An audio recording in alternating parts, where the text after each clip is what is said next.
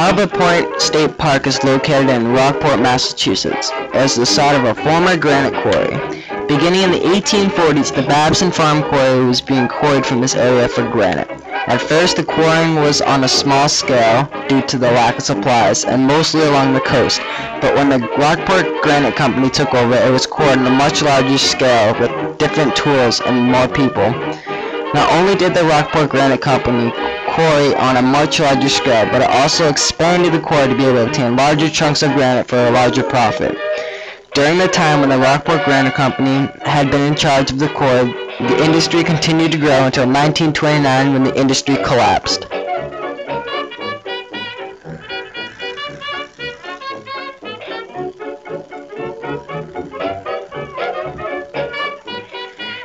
The granite located in Cape Ann weighs about 168 pounds per cubic foot. The pieces of granite that the company had been quarrying could have weighed up to a ton or more. Before steam engines became available, the granite would be lifted by a derrick. A derrick is an arrangement of blocks, tackles, and pulleys. Each derrick had a tall mast and a boom. Before steam engines were available, derricks were powered by hand or teams of oxen. Once steam engines became available, they made it possible to hoist and move even larger blocks of granite.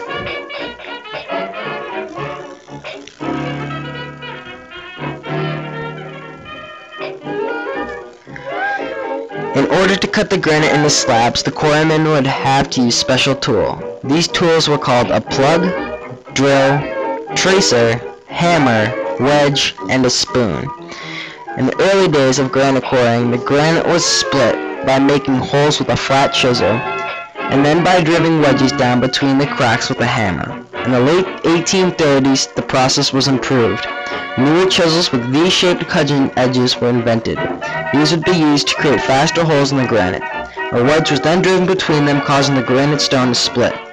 Although this technology had helped create the faster slabs, nearly 75% of the larger blocks split unevenly and had to be thrown out to the grout pile. The grout pile is a mountain of waste granite pieces dumped here over a large period in time. In the 1880s, steam-powered drills had been invented. It now became possible to cut deeper holes and thus quarry larger pieces of stone.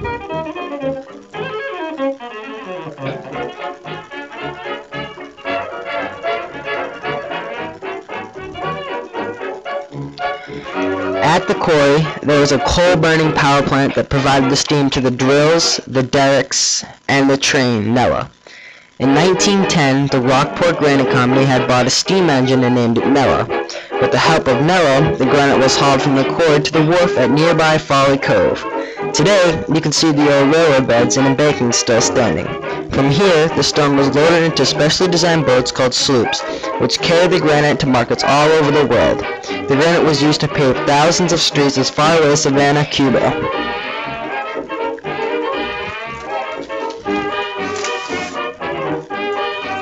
The quarry at Halibut Point, along with other quarries, closed in 1929. This was mostly due to the general economic climate of the country at the time.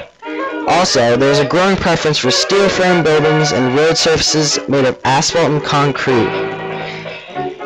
Due to its decline, it appeared that the quarrying industry would never recover. Today, a single granite quarry remains in operation in Cape Ann. Most granite from the American market is now quarried in Texas, and some imported as far away as India and China.